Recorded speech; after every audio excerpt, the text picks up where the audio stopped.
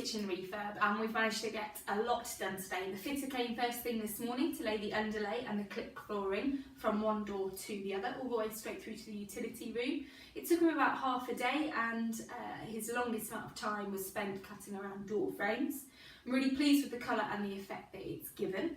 Then my damp proof specialist builder came in to seal his damp proof course outside, and he looked inside to check on the plasterboard, and he has recommended that the plasterboard be cut off not just 1 inch, which is the measurement that I was going by, but all the way up to cover 1 brick, so that we would see 1 brick along the bottom, because that's where he's injected the DPC.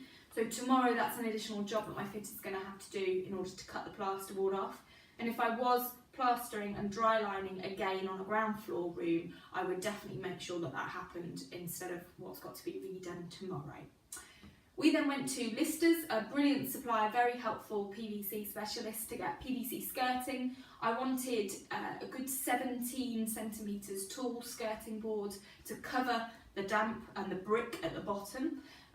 We've also ordered the PVC windowsill, and I've managed to buy PVC architrave for both doors so that we won't need to paint it, which will hopefully save a little bit of time. Later this afternoon, my gas man came in to repipe in the plumbing for the cooker and the gas supply, and he's also replumbed the sink, the overflow pipe from the boiler, and tidied up the pipes in order so that my fitter can put the cupboards in place tomorrow.